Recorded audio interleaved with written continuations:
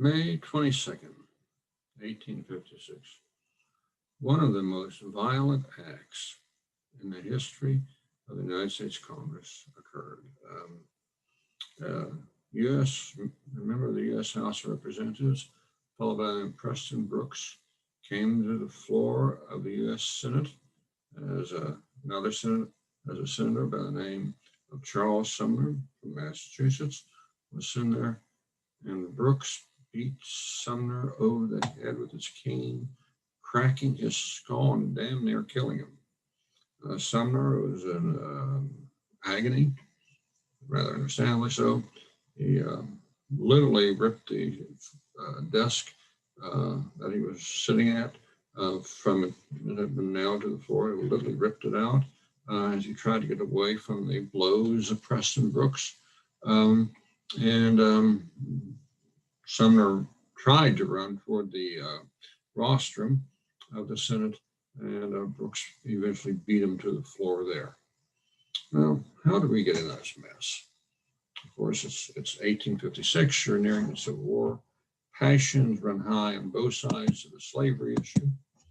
And it started really with this.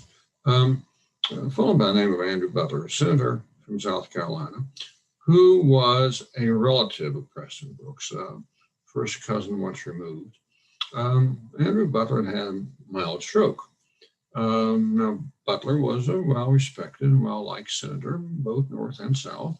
Northern senators could work with him, and Southern senators could, of course, work with him. He was, he came from the old guard when the slavery issue had not been so inflamed. And when both sides, or maybe North and South, and Republican and Democrat, or non-Democrat and Democrat, could all work with each other, at least somewhat. Well, as I say, Butler had a stroke. It caused him to have a speech impediment. And in his speech, a speech about Kansas called "The Crime Against Kansas," Charles Sumner made fun of, mocked Andrew Butler's speech impediment. Under any circumstance, that's bad manners. On the floor of what is supposed to be a dignified establishment like the U.S. Senate, it was a flat-out disgrace. That doesn't justify caning him and damn near killing him, but it certainly is something that the Senate should have taken care of itself. Instead, Mr. Brooks is going to take care of it. Sumner here. Sumner was a senator from Massachusetts. He was a leader in those days of what was called a radical Republicans. And the Republican, basically the radical Republicans want to do away with slavery, and they want to see equality between black and white. And of course, in those days, that may have been, in fact, it was considered radical. But there was something more to the radicalism of the Republicans, and that was the way that they expressed, the radical Republicans. It was the way that they expressed themselves, which was to say, quite often outrageously. At one point here, there was going to be a plan put in motion to kill thousands of Southerners in what would have been a massive slave revolt. And the radical Republicans are going to say, well, that was a good idea. And so, as I say, it's, you have these nice, legitimate stands, do away with slavery, have the equality of black and white, and then you had their way of expressing or attempting to achieve their goals, which oftentimes was not very, wasn't modern at all. And his crime against Kansas speech, I think, gives a flavor of the fact that Kansas, you see here on the map, there's an earlier video in this series called essentially Bleeding Kansas. And Kansas was directly next to Missouri. Missouri was full of slave owners. And the Congress had provided that Kansas would vote, the people of Kansas would vote as to whether or not they wanted to have slavery or not. Well, there was basically an invasion of Kansas by pro-slavery activists who essentially took the vote and, just simply corrupted the whole thing by having large numbers of people who maybe didn't belong to Kansas vote, and keeping others who did belong to Kansas from voting. It was quite a thing. And the whole thing gets very bloody. At one point, a place called Pottawatomie, a terrorist by the name of John Brown hacks 5 men, John Brown's anti-slave, hacks 5 pro-slave men to death with machetes. That's a pretty strong way of expressing yourself. A anti-slave town is burned mostly to the ground. You have a pro-slavery capital and an anti-slavery capital, and guns are all over the place, and shootings occur, and it turns into, the Civil War starts in Kansas 5 years or 6 years before the Civil War starts in the rest of the United States. So it's really quite a mess, and it inspires violence, and not just in Kansas, but across the country. If maybe not violence in a physical sense, but violence in the sense of how we treated each other. The crime against Kansas speech, certainly Sumner had a way of putting things, but the wickedness which I now begin to expose is immeasurably aggravated by the motive which promoted it. Not in any common lust for power did this uncommon tragedy have its origin. It is the rape of a virgin territory, compelling it to the hateful embrace of slavery. And you notice all the sexual imagery here.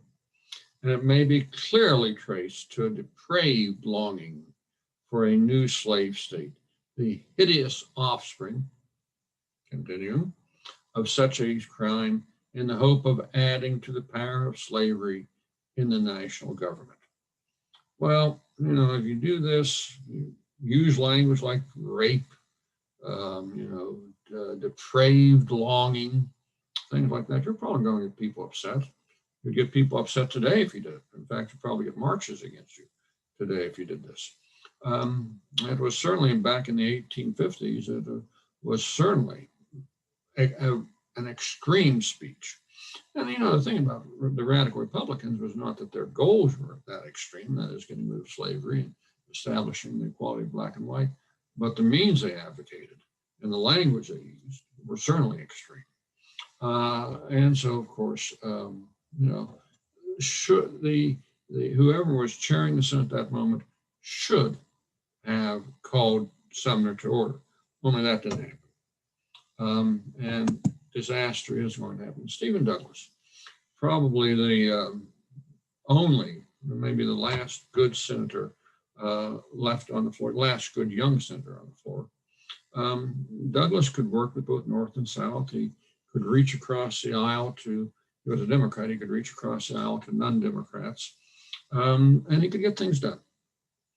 Oh, he's a wheeler dealer, bit of a drunk and, kind of a rogue and all that stuff, but he was a politician in the better sense of the word. He could get things done. Maybe some money stuck to his finger along the way, and things like that happened. But he was still somebody who could get a lot of things done. He's a very observant guy, a very shrewd guy, very socially adept guy, high emotional IQ, as they would say. And he's sitting on the floor listening to Sumner give this speech, and he turns to the senator next to him and he says, that damn fool is going to be killed by some other damn fool. And he got it. He nailed it. That just gives you an indication of how far outside the bounds Sumner's speech was. And so, of course, the end result is that Preston Brooks, representative, member of the House from South Carolina, decides to avenge his first cousin and attacks Sumner on the floor. Almost kills him. Brooks goes back, or in a short period of time, resigned from the House of Representatives. There will be a special election held, and the people of South Carolina will re-elect Preston Brooks. And he will return. He will attempt to return to the House of Representatives. He receives a large number of canes. People send him canes, quite large numbers. Brooks is not going to make it back to the House because he's going to die suddenly of an infection early in 1857. But I think the principle here is this, is that the people of South Carolina approved the idea of Brooks beating Sumner almost to death. I think the people of South Carolina said, basically, we're sick of this. They thought they were right about slavery. And, slavery existed in much of the world at this time. It was a fiercely contested idea. And of course, a lot of things that have been said about Southerners would make anybody angry. And of course, what Southerners said about Northerners would make anybody angry. And so you had essentially more and more pressure building up, more and more psychological pressure building up, until finally you get the caning. The caning, Stephen Filio says, the caning had an enormous impact on the events that followed over the next 4 years. 4 years leading up to the Civil War. As a result of the caning, the country was pushed inexorably and unstoppably to civil war. If one side almost canes somebody on the other side to death, in one of the most violent acts you can imagine,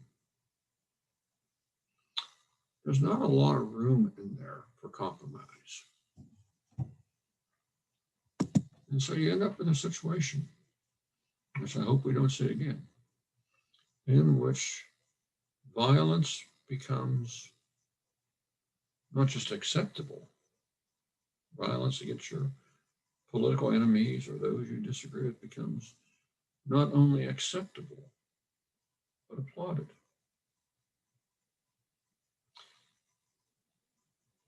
Had the leaders of the Senate, anybody besides Stephen Douglas, recognized that this was too far, that Sumner had gone too far, and essentially intervened, we might never have already got there. But had Preston Brooks not been backed by the people of South Carolina, I wonder if he would have walked into that Senate chamber with a cane in his hand with the desire to beat Sumner to death. Brooks knew it would be popular. I'm sure had no doubt about that. And I'm sure that there was psychological support for these kinds of acts in the South, even before this terrible moment happens in the Senate. Let's hope we don't get there again. Everybody out there, take care. Be safe. And above all, be happy. And there'll come a time when we can all be safe once again. Everybody take care.